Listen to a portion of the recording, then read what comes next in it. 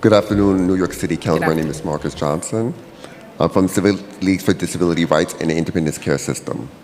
Thank you for this opportunity, for a chance to voice my deep concerns concerning Intro 0175-2022. Sorry, 1 second, Marcus. Give me a second. Can we please be quiet so that we can hear Marcus? He waited patiently, please. Maximum working hours for home care aides. I feel very strongly that this well-intentioned bill is actually one that will be a great disservice to people with disabilities and will adversely impact their health, independence, and the crucial living services they receive in their communities. I'm a member of the Civic League for Disability Rights, a group of New Yorkers with disabilities and their supporters. The League remains committed to advocating for the constitutionally guaranteed right of people with disabilities to live independently in our communities. We strive to educate our community, assist New Yorkers with disabilities in being effective advocates and amplify their voices to secure services and supports we need to live our lives. For as long as I can recall, home care has always been under attack. Year after year, people with disabilities unite to protest cuts to services and programs that ensure our health independence, which we greatly value. The bill is no exception, and I implore you to reconsider it and fine-tune this bill to make sure people with disabilities are provided the support they need to live their lives. This bill will negatively affect the disability community in many ways. This bill as it stands would impact roughly 100 of our members who would lose access to living home care and ultimately have no choice but to enter nursing homes, something we greatly oppose. This is especially problematic because many of our members are adults with physical disabilities, not frail elderly individuals living at home. Many are active and young, well below the age of 65 and live independently on their own, away from their families.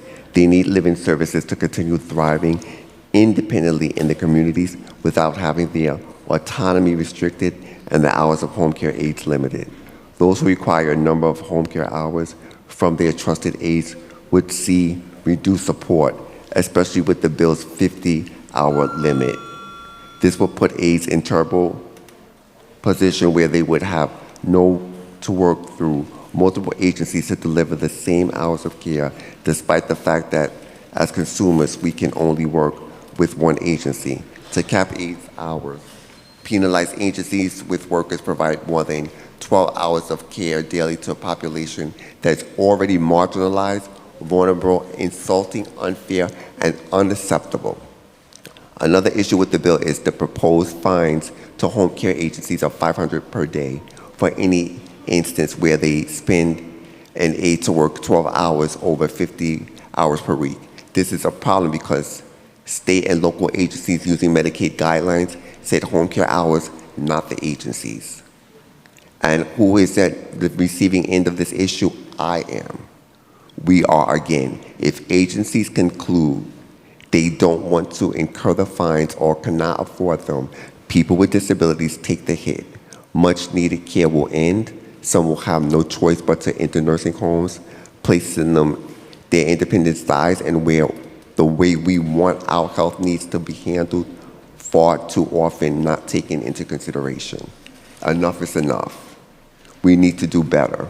We need a solution that preserves quality of care for people with disabilities. We need a solution where aides receive the equitable living wages they need and deserve to support themselves and their families. This bill is not that solution. Aides providing essential services to one of the state's most vulnerable populations should not have their weekly hours capped. People with disabilities depend on their services now more than ever.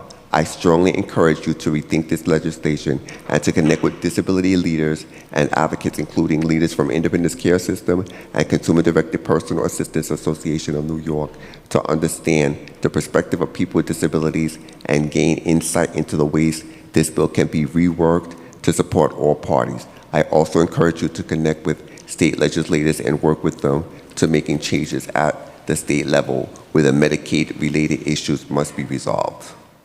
Thank you so much.